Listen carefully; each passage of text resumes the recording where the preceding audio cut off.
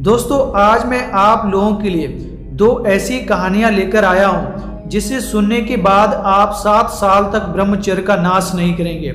पहली कहानी है बाल ब्रह्मचारी हनुमान जी की और शनि महाराज की।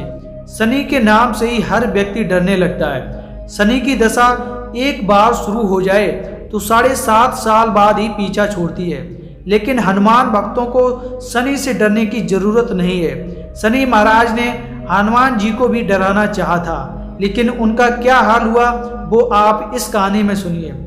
एक दिन हनुमान जी भगवान श्री राम का ध्यान कर रहे थे, तभी अचानक वहां पर सूर्य पुत्र शनि देव पधारे और बोले, हनुमान जी मैं आपको सावधान करने आया हूँ। त्रेता की बात दूसरी थी, अब कलयुग प्रारंभ हो गया है। भगवान वासुदेव ने जिस क्षण अपनी अवतार लीला का समापन किया था उसी क्षण से पृथ्वी पर कलयुग आ गया था।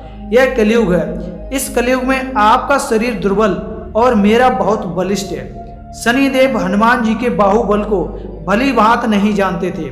शनि देव ने कहा, मैं आपके शरीर पर आ रहा हूँ। हनुमान जी ने कहा, आप कहीं अंत चले जाएं, मुझे अपने आराध्य प्रभु श्री राम का स्मरण करने दें। मेरे शरीर में प्रभु श्री राम के अतिरिक्त दूसरे किसी को स्थान नहीं मिल सकता।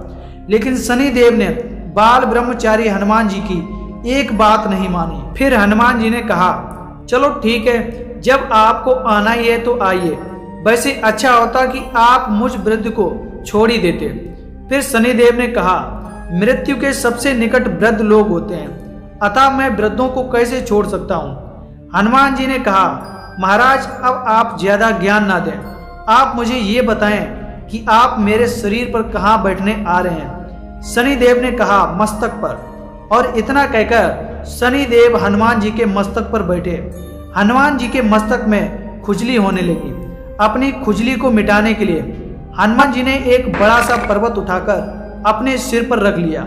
शनिदेव चिल्लाने लगे और बोले, यह क्या कर रहे हैं आप, पत्थर क्यों रख रहे हैं ऊपर। फिर हनुमान जी कहते हैं, जैसे आप सृष्टि के विधान से विवश हैं, वैसे मैं भी अपने स्वभाव से विवश हूँ। मेरे मस्तक की खुजली मिटाने का मेरे पास बस यही एक उपचार है।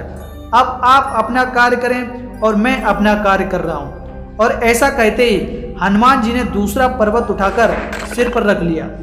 इस पर शनिदेव कहते हैं, देखिए आप इन्हें नीचे उतारिए, मैं आपसे सलाह करने को तैयार हूँ। शनि महाराज के इतना कहते ही हनुमान जी ने तीसरा पर्वत उठाकर सिर पर रख लिया। तो शनिदेव चिल्लाकर कहते हैं, मैं आपके समीप भी नहीं आऊंगा। लेकिन फिर भी हनुमान जी नहीं माने और चौथा पर्वत उठाकर सिर पर रख लिया। शनिदेव फिर चिल्लाते हैं और कहते हैं कि हे पवन कुमार, त्राही माम त्राही माम त्राही माम। मैं उसको भी पीड़ित नहीं करूंगा जो आपका स्मरण करेगा। मुझे उतर जाने का अवसर दें। हनुमान जी कहते हैं, बहुत जल्दी थी आपको मेरे ऊपर आने की, अभी तो 5वां पत्थर बाकी है। और इतने में ही शनिदेव हनुमान जी के पैरों में गिर जाते हैं और कहा, कृपया अब मुझे जाने दें, मैं अब कभी भी आपके समीप नहीं आऊंगा और ना ही आपके भक्तों के समीप आऊंगा। उसके बाद हनुमान जी शनिदेव को जाने देते हैं। दोस्तों हनुमान जी ने अच्छे लोगों को पाने मंगा दिया। हनुमान जी ने अपने ब्रह्मचर्य के बल पे बहुत से लोगों का घमंड चकनाचूर किया। दूसरी कहानी आती है महात्मा बुद्ध की। एक बार महात्मा बुद्ध किसी गांव में गए।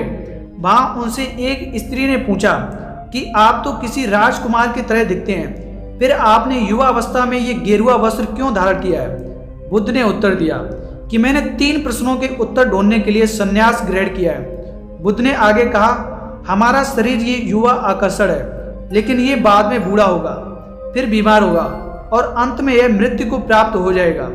मुझे वृद्धावस्था, बीमारी और मृत्यु के कारण का ज्ञान प्राप्त करना है। बुद्ध की बात सुनकर वो स्त्री बहुत प्रभावित हुई और उसने उन्हें भोजन के लिए अपने घर आमंत्रित किया।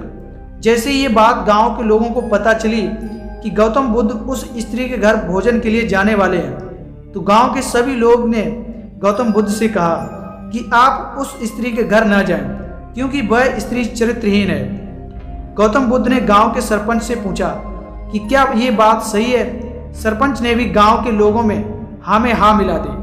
तब बुद्ध ने सरपंच का एक हाथ पकड़कर कहा कि अब ताली बजाकर दिखाओ। इस पर सरपंच ने कहा कि ये तो असंभव है, एक हाथ से ताली नहीं बज सकती।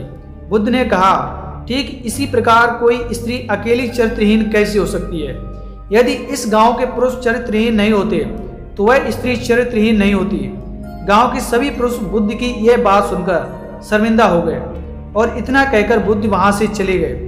तो दोस्तों, आप अपने चरित्र को कभी भी ना बिगड़ने दें। अगर नजर बिगड़ी तो मन बिगड़ा, मन बिगड़ा तो मन में गंदे गलत विचार आएंगे, फिर आप ब्रह्मचर्य नष्ट करोगे। तो नजर बिगड़ी तो मन बिगड़ा, मन बिगड़ा तो चरित्र बिगड़ा, और जिसका चरित्र बिगड़ गया तो समझो उसका जीवन बिगड़ गया। अपने जीवन को ना बिगड़ने दें, ब्रह्मचर्य का पालन करें। हमारी बहुत सी वीडियो बनी हुई है ब्रह्मचर्य के ऊपर, आप उन्हें विधिपूर्वक देख सकते हैं और ब्रह्मचर्य का पालन कर सकते हैं। अगर कोई प्रश्न है आपका तो नीचे कमेंट करें। वीडियो अच्छा लगा हो तो लाइक करें, चैनल को सब्सक्राइब करें और नोटिफिकेशन बेल को ऑल पे सिलेक्ट करें ताकि ऐसी ही वीडियोज आपको देखने को मिलते रहें। जय श्री राम।